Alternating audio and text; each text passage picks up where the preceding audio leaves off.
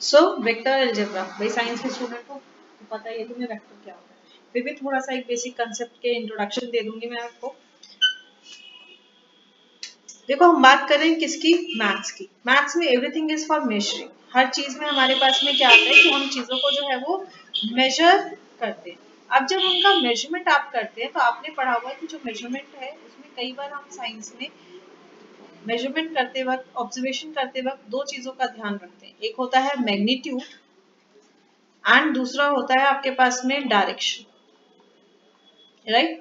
एक है आपके पास में मैग्नीट्यूड एंड दूसरा है आपके पास में क्या, डायरेक्शन आपके पास में, कि भाई किस डायरेक्शन में आपके पास में जो है वो काम किया जा रहा है। तो इसी बेसिस पे हम क्वांटिटीज को, फिजिकल क्वांटिटीज को दो में डिवाइड करते हैं। पहली होती है आपके पास स्केलर क्वांटिटी और दूसरी होता है आपके पास में vector quantity, not magnitude, vector quantity. Magnitude का मतलब आपके पास में क्या है भाई, जो उनकी रियल नंबर्स के फॉर्म में वैल्यू को आप दे सकते हो, एक न्यूमेरिकल वैल्यू को आप लिख सकते हो, दैट इज मैग्नीट्यूड। तो स्केलर क्वांटिटीज क्या है, वो सारी क्वांटिटीज जिनको डिटरमाइन करने के लिए या डिफाइन करने के लिए हमें सिर्फ मैग्नीट्यूड की जरूरत है, have magnitude but no direction. Direction की जरूरत नहीं है, हमें क्या चाहिए, हमें सिर्फ मैग्नीट्यूड की आवश्यकता है आपके पास। जैसे आपकी हाइट ले लेते हैं, अब अगर हाइट में बंदे की सर से पैर तक नापूं या पैर से सर तक नापूं, क्या कोई वेरिएशन आएगा? नहीं आने वाला भाई, हाइट विल रिमेन सेम, जो भी है 5, 8 है, 5, 9 है, वो ही रहेगी आपके पास में, there will be no change. मतलब इसको क्या चाहिए, इसको डायरेक्शन नहीं चाहिए, इसको क्या चाहिए, इसको डायरेक्शन नहीं चाहिए, राइट, यस और नो। पर वहीं पे अगर आप, यही जो बंदा है हमारे पास में, ये बंदा जो है वो एक बॉल को कैच करता है, एक बॉल यहाँ से जो है वो जा रही है और बॉल इस तरफ जा रही है और बंदा जो है वो आपके पास में इस तरफ जा रहा है।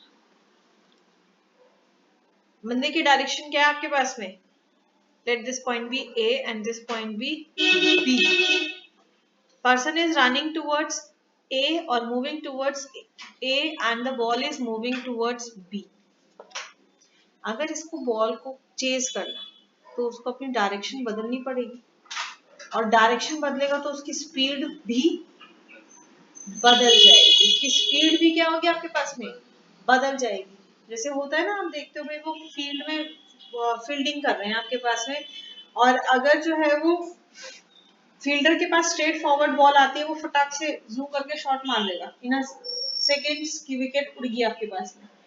बट जब वो भागते हुए जा रहा है बाउंड्री पे, तो वो पहले पकड़ता है, then he turns and then he throws, तो वो कम सेकंड्स में नहीं होता आपके पास में, उसमें क्या लगता है, टर्न करने में आपके पास में कुछ 8 से 10 सेकंड एक्स्ट्रा लग जाते हैं। तो वहां पे जो बॉल की स्पीड है वो इफेक्ट होगी, हाँ है ना, स्पीड इफेक्ट होगी। ऐसे अगर ये बॉल, बंदा एक ही तरफ जा रहा है, ये बॉल इस तरफ ही कहीं इसको रास्ते में मिल जाती तो ये अलग मोमेंटम से रोकता, पर बॉल कहाँ है, बॉल जो है वो ऑलरेडी इसको क्रॉस होकर आगे निकल गई है, तो उसको अपना डायरेक्शन जो है वो चेंज करना पड़ेगा, तो उसकी स्पीड भी क्या हो जाएगी, थोड़ी सी चेंज हो जाएगी हमारे पास में। मतलब स्पीड किस पे डिपेंड करती है, डायरेक्शन पे भी डिपेंड करती है। आई बात समझ में, वेरी गुड। तो वेक्टर क्वांटिटीज क्या है आपके पास, जिनके पास में दोनों चीज है, have magnitude, these have magnitude as well as direction. भाई इनके पास में क्या है, मैग्नीट्यूड भी आपके पास में और डायरेक्शन भी है आपके पास में। आ रही है ना बात समझ में, डायरेक्शन भी है। जैसे देखो अब एक और चीज को देखो, एक बंदा है, कोई भी एक व्यक्ति है, वो जमीन पे खड़ा होके एक मास m की बॉल को ऊपर फेंकता है, ठीक है, एक मास m की बॉल को ऊपर फेंकता है और ऊपर कोई मान लो फर्स्ट फ्लोर पे एक बंदा है, वो इस बॉल को कैच करता है, अब उल्टा कर देते हैं, ये बंदा चला गया फर्स्ट फ्लोर पे और सेम मास m की बॉल को ये नीचे फेंक रहा है, और जो दूसरा बंदा है वो अब यहाँ खड़ा है। क्या दोनों टाइम पे इस बॉल पे सेम फोर्स लग रहा होगा? क्यों?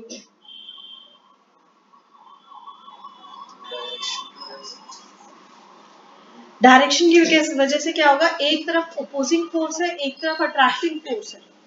भाई आपके पास फोर्स तो सेम लग रहा है, यहाँ पे भी ग्रेविटी लग रहा है हमारे पास में, यहाँ पे भी ग्रेविटी लग रहा है, पर यहाँ ग्रेविटी क्या है आपके पास, अपनी तरफ खींचती है, फेंक भी रहा है तो अपनी तरफ खींच रहा है, दोनों का डायरेक्शन क्या है इससे। तो ये फोर्स क्या होता है, एडिटिव इन नेचर है, आपके पास में ऐड हो जाएगा, मतलब इसका इन्फ्लुएंस बढ़ जाएगा। पर जब आप इसी को ऊपर की तरफ फेंक रहे हैं तो ग्रेविटी नीचे लग रहा है, ग्रेविटी नीचे लग रहा है, बंदे ने जो फोर्स लगाया वो ऊपर की डायरेक्शन में, दैट इज ऑपोजिट डायरेक्शन। तो इफेक्ट क्या हो जाएगा आपके पास में, रिड्यूस हो जाएगा, अपोज करा है तो वो सब्ट्रैक्ट होगा, तो रिड्यूस हो जाएगा आपके पास में। तो जो इफेक्टिव फोर्स है वो क्या रहेगा, कम रहेगा आपके पास। क्यों? क्योंकि यहाँ पे जो फोर्स है उसमें डायरेक्शन भी मैटर कर रही है। तो ये क्या है आपके पास में, वेक्टर क्वांटिटी। क्या है आपके पास में, वेक्टर क्वांटिटी। जैसे मास है आपके पास में, स्केलर होगा वेक्टर होगा? मास स्केलर है, डायरेक्शन की कोई जरूरत नहीं है, आप कैसे भी बैठ जाओ, तराजू पे बैठ जाओ, तराजू पे खड़े हो जाओ, आपका एक ही मास जो है वो आने वाला है आपके पास में। टाइम, टाइम भी स्केलर है आपके पास। तो सबसे पहला क्वेश्चन इसी पे बन जाता है आपके पास में, that you have to tell whether a particular quantity is a scalar quantity or a vector quantity। जैसे आपको दे दिया 40 वॉट, विद रीजन बताना है इट्स a scalar quantity और इट्स a vector quantity। फटाफट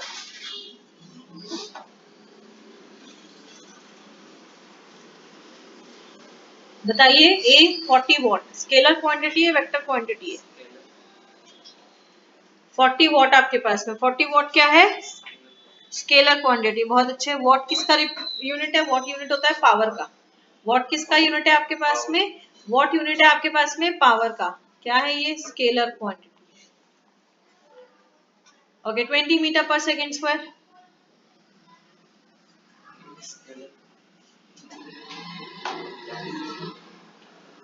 20 मीटर पर सेकेंड स्क्वायर। साइंस के student हो भाई, मीटर पर सेकेंड स्क्वायर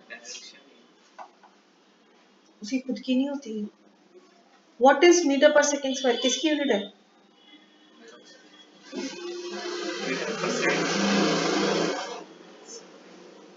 हाँ जी, जोर से बोलिए। एक्सेलरेशन। अब मुझे बता, क्या एक्सेलरेशन में डायरेक्शन का कोई असर नहीं होता? Acceleration can be positive, negative and zero. Acceleration आपके पास में क्या हो सकता है, it can be positive, it can be negative, it can be zero.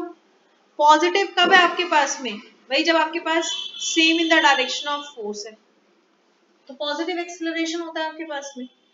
Negative कब है, जब ऑपोजिट है। भैया अभी ग्रेविटी वाला किया था, ये क्या होता है, एम जी। ओपोजिंग है तो क्या आ जाएगा, माइनस आ जाएगा। क्यों आया, इसी के कारण तो आया, एम जी है। एम तो मास है, मास कांट भी पॉजिटिव कांट भी नेगेटिव, मास तो न्यूट्रल क्वांटिटी है। जी का तो साइन चेंज हो रहा है, एक्सेलरेशन ड्यू टू ग्रेविटी। तो आपके पास में एक्सेलरेशन क्या होता है, acceleration is a vector quantity, because इसका अपना मास भी होता है, अपना डायरेक्शन भी होता है। अगर ऑपोजिट में जाएगा तो हम लिख देंगे -20। हाँ या ना, उस उसकी वैल्यू को मत देख, यूनिट को देखना है, और यूनिट के बेसिस पे आंसर करना है कि भाई आपके पास में वो वेक्टर क्वांटिटी है या फिर स्केलर क्वांटिटी है। समझ में आ गई बात? बताइए अब नेक्स्ट 100 मीटर स्क्वायर, क्यों, किसकी यूनिट है? Very good. एरिया है आपके पास में, area is scalar. 2 metre north west, yes, north west direction दे दी, कहता है 2 मीटर चलो, पर कहीं भी नहीं जाना, नॉर्थ वेस्ट डायरेक्शन में जाना है आपने 2 मीटर। इसलिए आपके पास में ये क्या है, वेक्टर क्वांटिटी। समझ में आ गई ना बात? जरूरी नहीं है हर वक्त लिखा जाए आपको कि ये कौन सा डायरेक्शन है, आपने यूनिट को देखना है और यूनिट से आपको पता करना है कि भाई ये स्केलर होता है या फिर वेक्टर। समझ में आ गई बात? ओके, अब आते हैं हम, ये तो बात हो गई स्केलर वेक्टर की। अब करते हैं इसका रिप्रेजेंटेशन, कि भाई हम ज्योमेट्रिकली इसका रिप्रेजेंटेशन कैसे करते हैं। Representation of a vector. अब ज्योमेट्रिकली आप रिप्रेजेंटेशन ऑफ अ वेक्टर कैसे करेंगे? तो रिप्रेजेंटेशन ऑफ वेक्टर कैसे होता है? जैसे देखो, अगर मैं इसी को रिप्रेजेंट करूं 2 मीटर नॉर्थ वेस्ट, मुझे इसको रिप्रेजेंट करना है। कैसे रिप्रेजेंट करेंगे? This is north, this is east, west and south. So north west, this is NW, north west. ये क्या है? South west, south east and north east, right. कह रहे हैं 2 मीटर नॉर्थ वेस्ट, मतलब इस डायरेक्शन में कितना? 2 मीटर।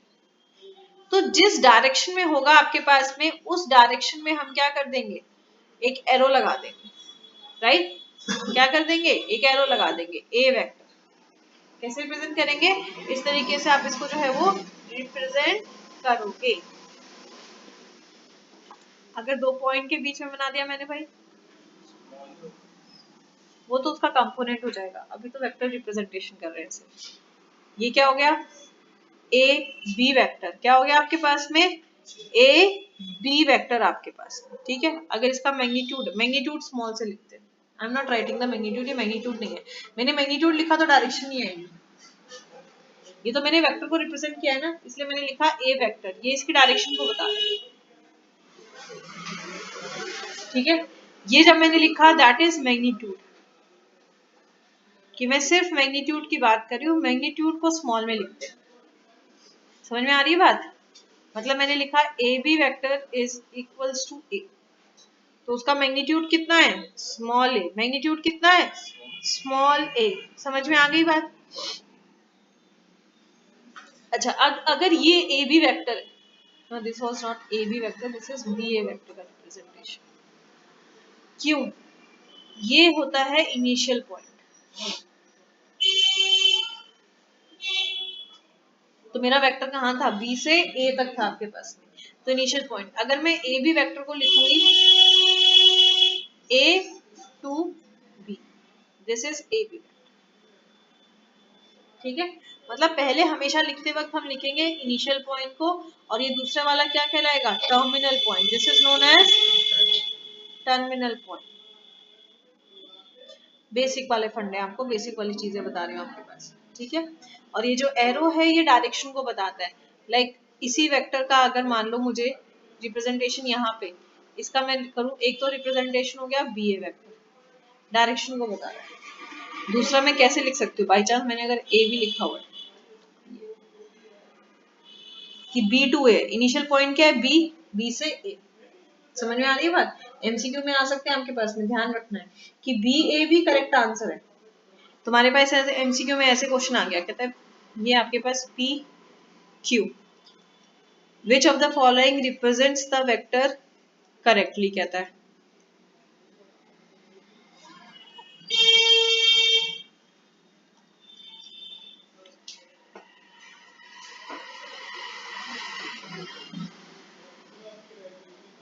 अब बताओ कौन सा ऑप्शन बेस्ट है इसके लिए?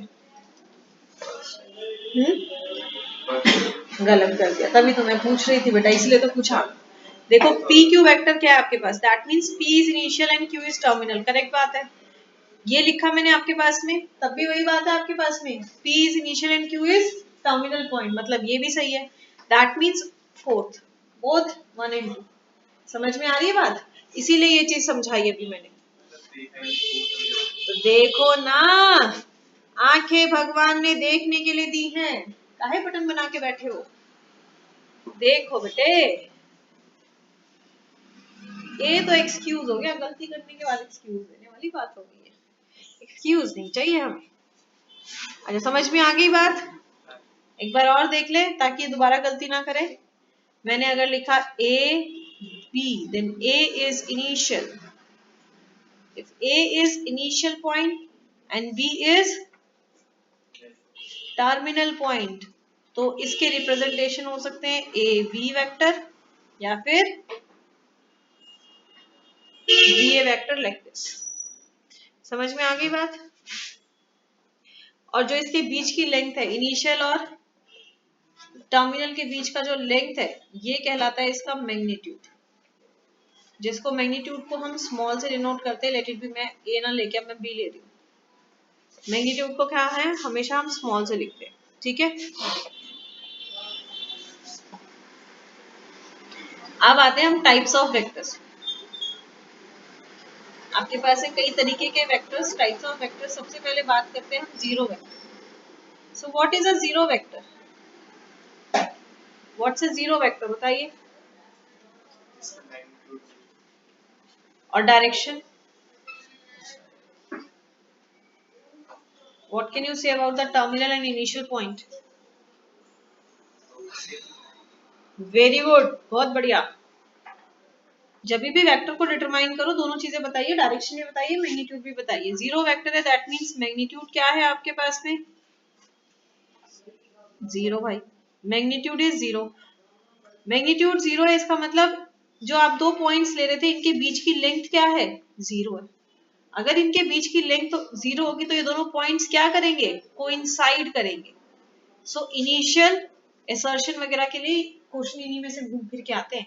Initial and terminal point coincide.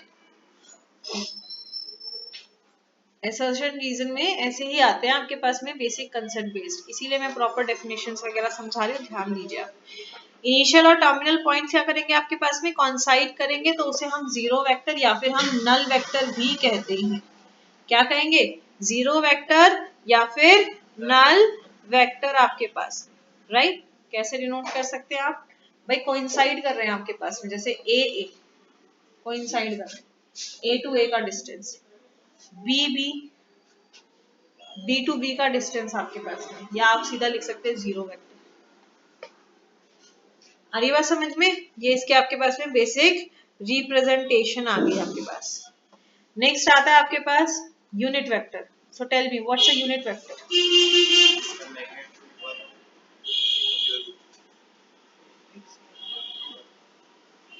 हाँ जी, यूनिट वेक्टर क्या करें आप? Very good, magnitude is unity, मतलब one. Magnitude is unity one. थोड़ा जोर से बोल भाई, दीदी ऊंचा सुनने लग गई है। And direction?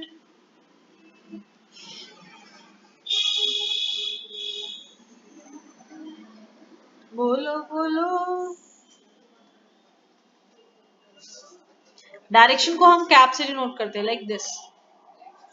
डायरेक्शन को यूनिट वेक्टर में डायरेक्शन कैसे बताते हैं हम? कैप से डिनोट करते हैं आपके पास में, और यही इसका नोटेशन होता है। If I right this A cap, इसको पढ़ेंगे हम ए कैप, दिस मीन्स कि ये आपके पास में एक यूनिट वेक्टर। समझ में आ गई बात? Next, co-initial vectors. What are co-initial vectors?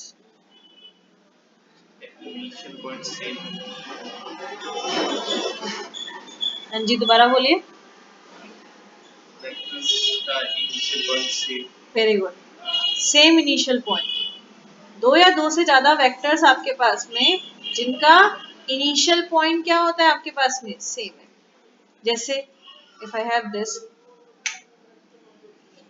ये ले लिया A B vector, A C vector, A D vector, तो A B vector, A C vector, A D vector, इनके सारे जो इनिशियल पॉइंट्स हैं तीनों के क्या हैं? एक। ये क्या है? को इनिशियल वेक्टर्स।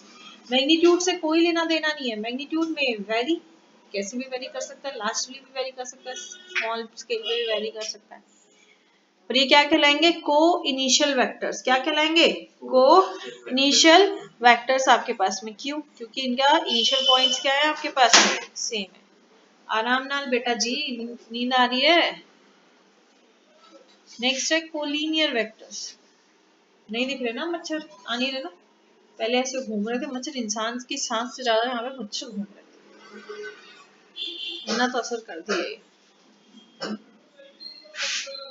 क्या हुआ?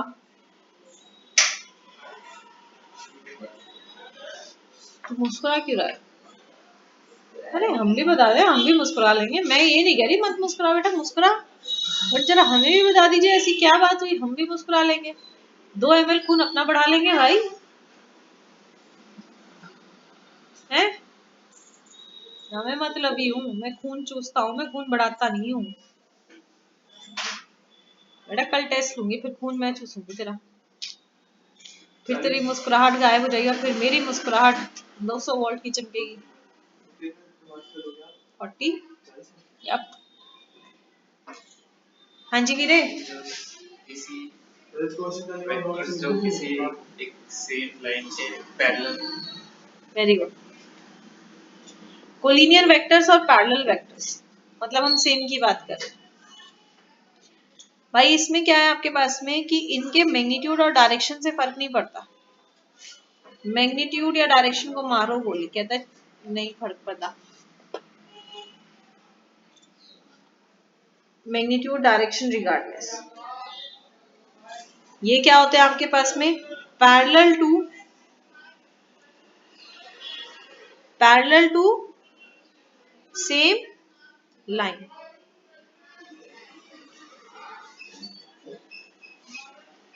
Parallel to same line. भाई कोई एक लाइन बनी हुई है आपके पास में, इसके पैरेलल एक vector A vector B vector. भाई सेम लाइन के पैरेलल है आपके पास, तो ये आपस में भी पैरेलल है और ये कहलाएंगे को लीनियर वेक्टर। क्या कहलाएंगे? को लीनियर वेक्टर। ऐसे भी हो सकते हैं भाई आपके पास, क्या कहलाएंगे? को linear vectors. Next equal vectors. बोलो जी सरकार। मैग्नीट्यूड इक्वल और डायरेक्शन की क्या हाल है?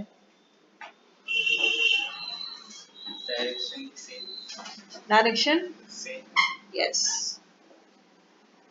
Same direction.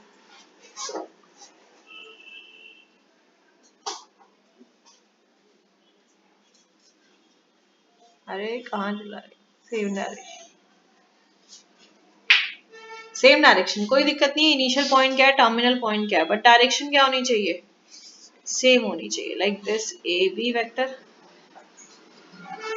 भाई डायरेक्शन ये है।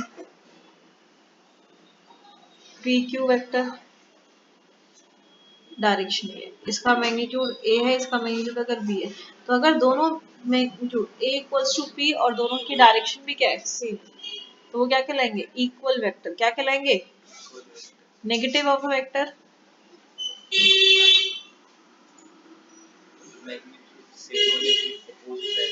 यस, मैग्नीट्यूड सेम है आपके पास में, सेम मैग्नीट्यूड बट यस, मतलब अब पी क्यू का मुंह घुमा देते हैं। कहता है भाई ए बी और यू कहता है पी क्यू मैग्नीट्यूड, तो ए इक्वल्स टू पी तो है आपके पास में, but direction of A B is not same as the direction of, उल्टा लिख दिया, पी क्यू। डायरेक्शन क्या है आपके पास में? सेम नहीं है। मतलब हम क्या लिख सकते हैं? That A B is equals to minus of, ठीक है, क्यों? क्योंकि डायरेक्शन क्या है? ऑपोजिट है आपके पास में। डायरेक्शन क्या है? ऑपोजिट है आपके पास। नेगेटिव साइन किस लिए है? डायरेक्शन के लिए। समझ में आ रही है बात?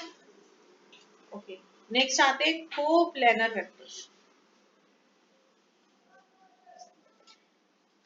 क्या नंबर था? मैंने भी नहीं देखा, छोड़ा। 7 था शायद, पर छोड़। कोप्लेनर वेक्टर्स बताओ, what are coplanar vectors? Same plane. Very good. या तो सेम प्लेन में हो या सेम प्लेन के पैरेलल हो। lie in the same plane or parallel to the same, तो वो वेक्टर कोप्लेनर। अब एक बहुत ही इंपॉर्टेंट नोट आ गया मेरे दिमाग में यहाँ पे, two vectors are always coplanar. Are always coplanar. दो वेक्टर्स हमेशा क्या है, कोप्लानर होंगे आपके पास, क्योंकि वो हमेशा, कोई भी वेक्टर ले लो आपने, इस प्लेन सरफेस में यहाँ लिया, एक लिया, यहाँ लिया, सेम प्लेन में लाई करेगा या पैरेलल वाली कंडीशन को सेटिस्फाई करेगा। दोनों में से एक तो हमेशा रहेगी आपके पास में। तो दो वेक्टर्स हमेशा कोप्लानर होते हैं। समझ में आ रही है बात?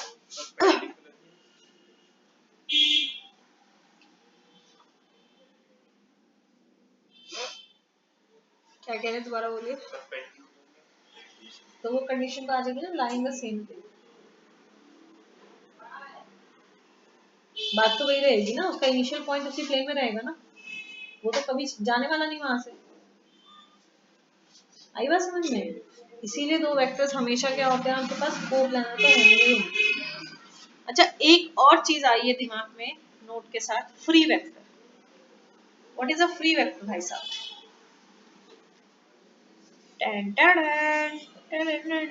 बताओ। फ्री फ्री फ्री, दिवाली में बड़ा फ्री लिया होगा ना। चलो बताओ मुझे, फ्री वेक्टर क्या है? What's a free vector?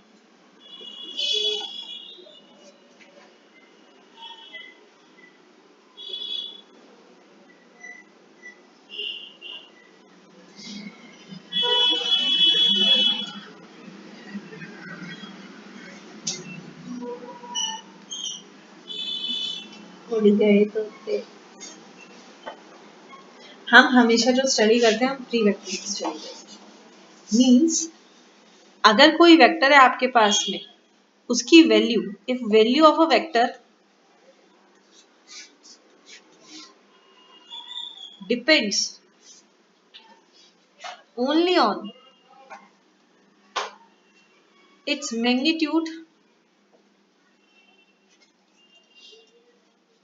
and direction, and is independent of its position.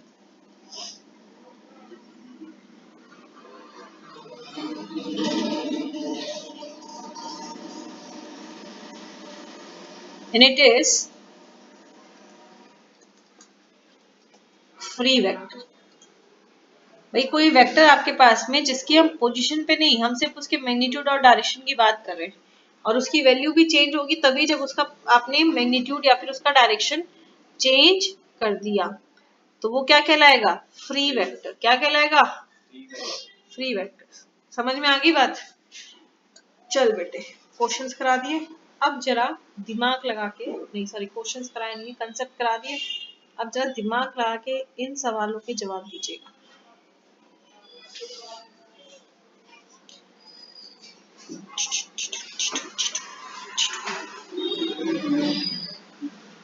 This A, B, C, D is a parallelogram. ये एक पैरेललोग्राम है, ठीक है। डायरेक्शन क्या दी है भाई?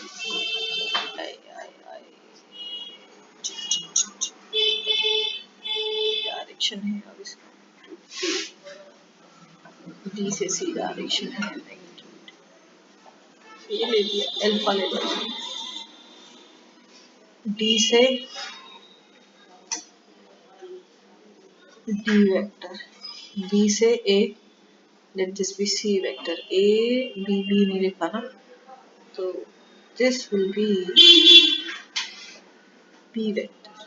ठीक है, ये चीज समझ में आ गई? Okay, tell me equal vectors.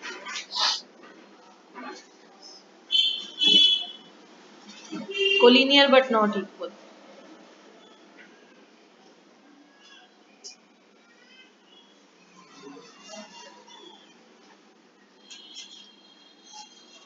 And co-initial vectors. चलिए बताइए, आपके सामने वेक्टर्स में तो ए और सी, क्यों? एक दूसरे के पैरेलल थे और सेम डायरेक्शन सेम है बेटे, इक्वल वेक्टर में अभी क्या कंडीशन करी थी, अकेला पैरेललोग्राम है तो सीधी सी बात है, हमें पता है पैरेललोग्राम की ऑपोजिट साइड्स इक्वल होती है आपके पास में, राइट। हमें पता है साइड्स इक्वल है, that is AB must be equal to CD, right, जो आप बोल रहे हो। पर हम बात कर रहे हैं किसकी, वेक्टर की। भाई दो वेक्टर कब इक्वल होते हैं, जब उनका मैग्नीट्यूड सेम हो। ठीक है, मैग्नीट्यूड तो सेम होगा क्योंकि पैरेललोग्राम है, और डायरेक्शन भी तो सेम होनी चाहिए। क्या AB और CD की डायरेक्शन सेम है? नहीं है भाई, AB और CD की डायरेक्शन नहीं है सेम। AB की डायरेक्शन क्या है आपके पास, इट्स B टू A, और CD क्या है आपके पास, D टू C। तो डायरेक्शन सेम नहीं है तो ये वेक्टर इक्वल नहीं है। दूसरा बताओ भाई, हैं B and B। क्या भाई, B वेक्टर और D वेक्टर, ये क्या है, इक्वल वेक्टर, डायरेक्शन सेम है आपके पास में, दोनों की डाउनवर्ड डायरेक्शन आपके पास टुवर्ड से डाउनवर्ड डायरेक्शन है आपके पास में, और मैग्नीट्यूड सेम है क्योंकि हमें पता है it's a parallelogram. Okay, collinear but not equal. कौन से वेक्टर्स है जो कोलिनियर तो हैं पर इक्वल नहीं? A and C। कोलिनियर मतलब सेम लाइन के पैरेलल या आपस में पैरेलल, ठीक है, ए एंड सी आपस में है, और इक्वल नहीं है। यस, इक्वल नहीं क्योंकि ऑपोजिट डायरेक्शन है। बहुत बढ़िया, ए एंड सी को इनिशियल वेक्टर्स,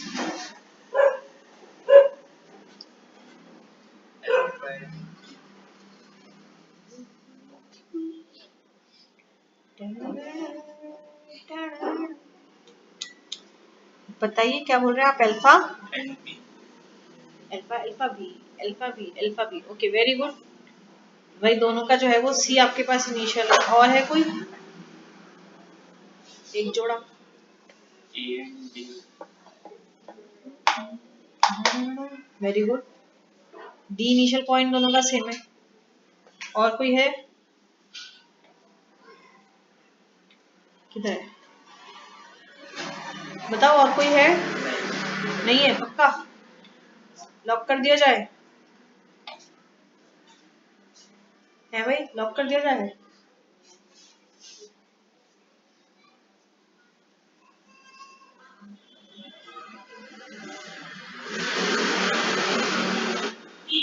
भाई मेरे रब्बा, टिकटिकी जी भागी जा रही है।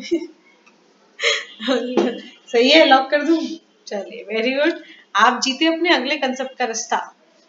जल्दी करिए, थोड़ा जल्दी जल्दी जवाब दिया कर, तू बड़ा सोचने रहता है कभी कभी, और कभी कभी बिना ही सोचे बोल देता है।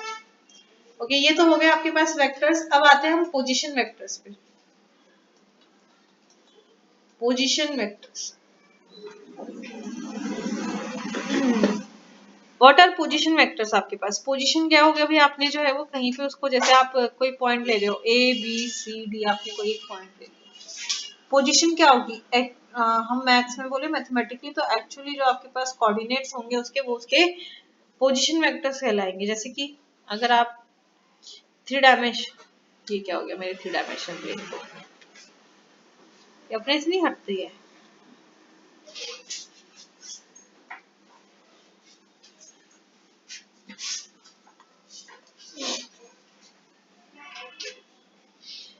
अगर हम एक थ्री डायमेंशन प्लेन की बात कर रहे हैं,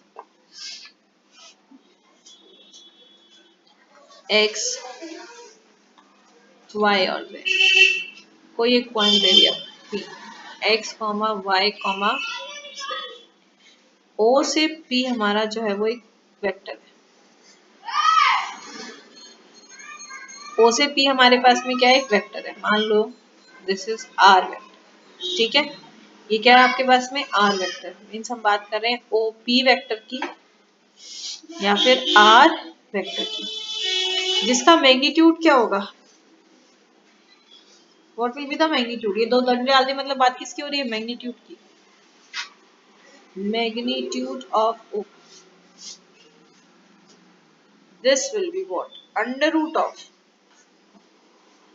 x square plus y square plus z square। होता क्या है, ये पॉइंट क्या है, 0,0,0। ऐसे तो अगर आप मैग्नीट्यूड निकालो, ए बी वेक्टर अगर आपके पास में ए कोऑर्डिनेट है x1 y1 z1, बी आपके पास x2 y2 z2, तो अगर आप जो है वो मैग्नीट्यूड निकालेंगे, that is A B vector का मैग्नीट्यूड निकालेंगे, this will be under root of x2 minus x1 का whole square plus y2 minus y1 का whole square plus z2 minus z1 का होल स्क्वायर। क्योंकि यहाँ पे हमारे पास जो सेकंड पॉइंट है हमारे पास वो डायरेक्ट ओरिजिन ही आपके पास में 0 0 0, तो मैंने उसको डायरेक्टली ही लिख दिया। समझ में आ रही है बात? दैट मीन्स अगर आप जो है वो पोजीशन वेक्टर को बता रहे हैं ए वेक्टर से, तो आपके पास है वो पोजीशन वेक्टर क्या हो जाएगा हमारे पास, that will be like A vector B vector C vector. समझ में आ गई बात? चलिए बहुत अच्छी बात है। जहां ऐसा हो ना भाई, आज बहुत कंसेप्ट होगा, बता देना, will make a full stop there. Triangle law of vector, हम बात करते हैं एडिशन ऑफ वेक्टर, दो वेक्टर्स को ऐड कैसे करें। एडिशन ऑफ वेक्टर्स 11th में फिजिक्स में किया हुआ है आप लोगों ने, जिन्होंने साइंस ली है। वही एडिशन ऑफ वेक्टर्स के लिए आपके पास दो लॉज है, एक है ट्राइंगल लॉ ऑफ वेक्टर, इसका प्रूफ नहीं करना है आपने, आपको बस इसका जो है वो यूज आएगा। ट्राइंगल लॉ ऑफ वेक्टर्स कहता है भी आपके पास में अगर तीन वेक्टर्स हैं आपके पास में इस तरीके से, एक वेक्टर है ए टू बी, मैग्नीट्यूड ले लो ए वेक्टर, दूसरा वेक्टर आपके पास में बी टू सी,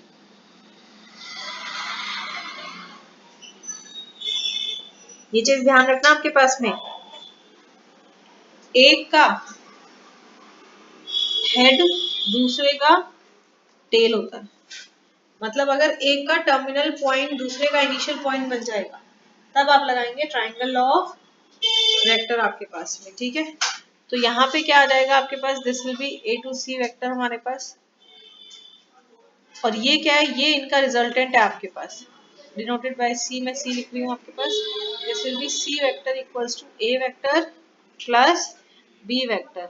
डायरेक्शन क्या होगी आपके पास में, direction will be A to C. समझ में आ रही है ना बात? मतलब जहां इनिशियल इसका था और जो इस पूरे दोनों वेक्टर का टर्मिनल था वो अगर आपके पास कनेक्ट हो रहे हैं, that means this is triangle law of vector addition. याद रहेगी बात?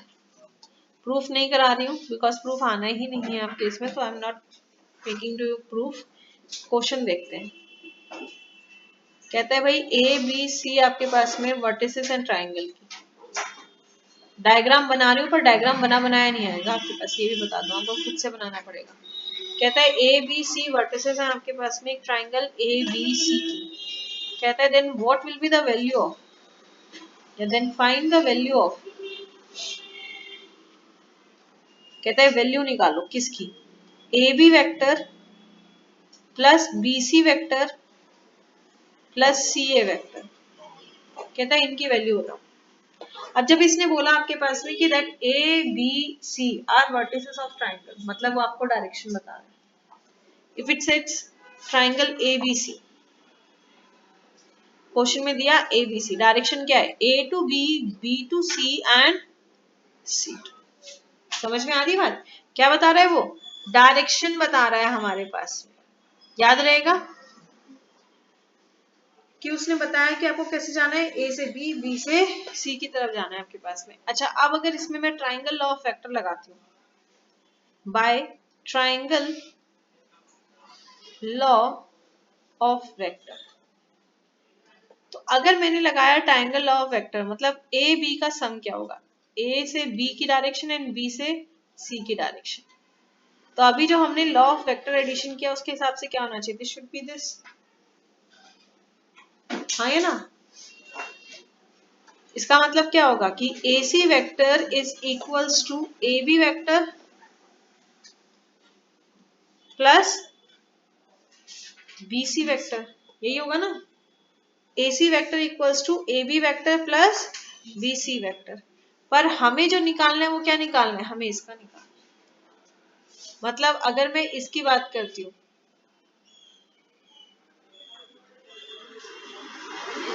you have to find AB vector plus BC vector plus C A vector, C to A आ रहा है आपके पास, राइट। अब देखो फ्रॉम वन, इसको ले लिया one, from one A B vector plus B C vector क्या है, A C vector plus C A vector, right. And क्या आ गया आपके पास, बाय डायग्राम क्या आ गया, it's clear that A C vector is equals to minus of C A vector. मतलब मैं ए सी की जगह क्या लिख सकती हूँ, माइनस ऑफ सी ए, क्या आ जाएगा कैंसिल करके, समझ में आई बात, कैसे आएगा क्वेश्चन, देखो एक बार पहले, कोई डाउट है पूछो।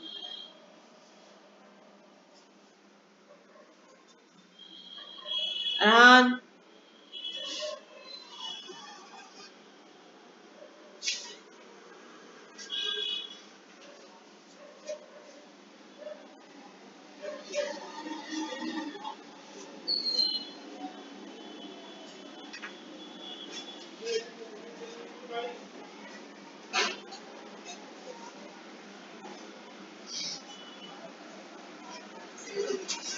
क्लियर।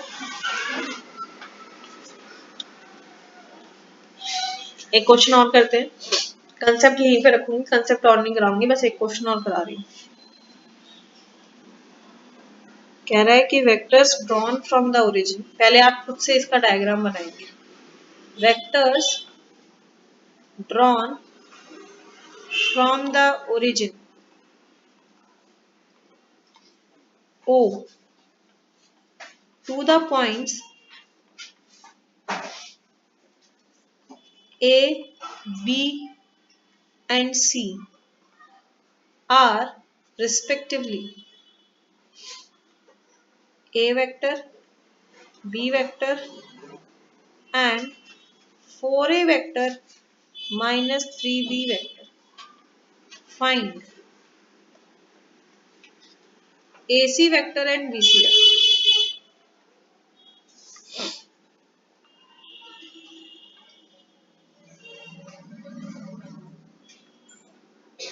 पहले इसको ध्यान से देखो, आप सिर्फ मुझे डायग्राम बना के दिखा दीजिए जल्दी से।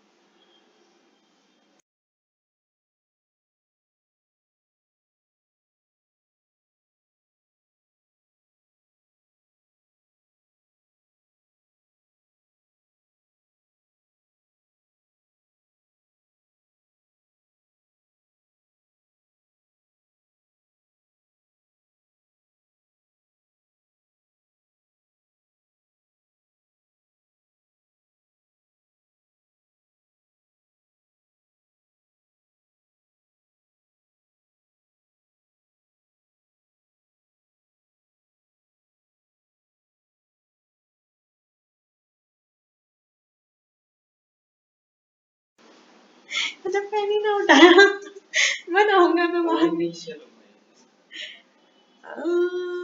ओरिजिन से है ना बेटे, देख, हाँ तो ओरिजिन से है तो कोई इनिशियल तो होंगे ही, इसने कहा ओरिजिन से, ये रहा तुम्हारा प्लेट, ठीक है। कहता है vectors drawn from the origin O to the points A, B, C। भाई ये रहा आपका ओरिजिन, एक पॉइंट ले लो A, एंगल कुछ दिया नहीं है, दूसरा पॉइंट लेते हैं हम B, पर तीनों अलग अलग पॉइंट्स है, सेम कुछ कंडीशन दी नहीं है, अलग अलग ले लो। डायरेक्शन क्या रहेगी, कहता है O to the point that is O to A, O to B, O to C, यही रहेगी डायरेक्शन। कहता है इनका मैग्नीट्यूड क्या है, मैग्नीट्यूड क्या है आपके पास में, OA का मैग्नीट्यूड बता रहा है A वेक्टर, OB का मैग्नीट्यूड बता रहा है B वेक्टर, और OC का magnitude 4A vector minus 3B vector, right, बढ़िया। अब की कहना है कि AC निकाल दो, AC वेक्टर मतलब A टू C, ये निकालना है।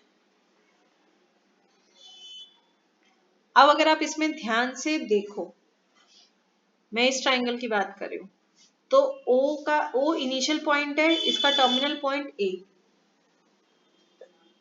ये गया A से C, मतलब आप इसमें ट्राइंगल लॉ ऑफ वेक्टर लगा सकते हैं, हाँ है ना।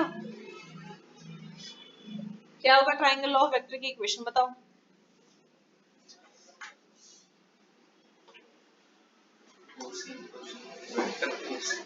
ओसी equals to vector OC equals to OA plus AC. बहुत बढ़िया। OA vector plus AC vector. OC हमें पता है, हाँ, 4a vector minus 3b vector, यही है ना। ओए पता है, ओए भी पता है, ए है। एसी पता है, नहीं जी। एसी निकल जाएगा, क्या आएगा 4a vector minus 3b vector minus A vector equals to A C vector. मतलब ये आएगा 4a माइनस ए कितना हो जाएगा 3a vector minus 3b vector equals to A C vector. 3 common ले लो, ये आ गया A vector minus B vector equals to A C vector. इतनी चीज समझ में आ गई, पक्का? बहुत बढ़िया। दूसरी चीज क्या करी है इसने, बी सी। बी सी मतलब ये बी और सी को ज्वाइन कर देते हैं। अब इसमें triangle law of vector addition का क्या बनेगा बताओ। ओसी vector equals to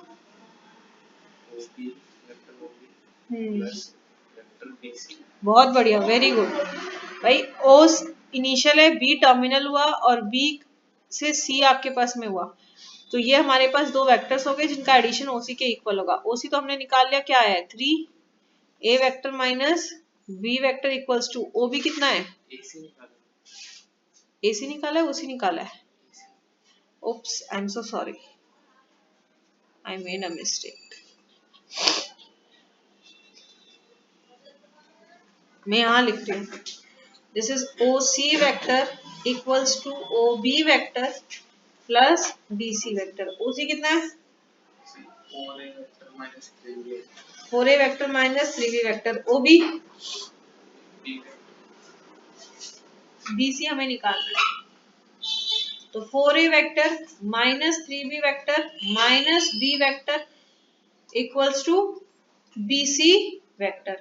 So this becomes 4a vector minus 4b vector equals to bc vector. 4 कॉमन ले लो, a वेक्टर माइनस b vector equals to bc vector. आ गया पक्की वाली बात। अब देखने से लग रहा था ना बड़ा घटिया सा क्वेश्चन है, अब मुझे बता क्या घटिया क्वेश्चन है। That's quite easy, है कि नहीं। यही तो आप सबकी प्रॉब्लम है, जो आसान है उसको मुश्किल समझते हैं, जो मुश्किल है उसको आसान समझते हैं। So you revise till this, we will be doing parallelogram in next class.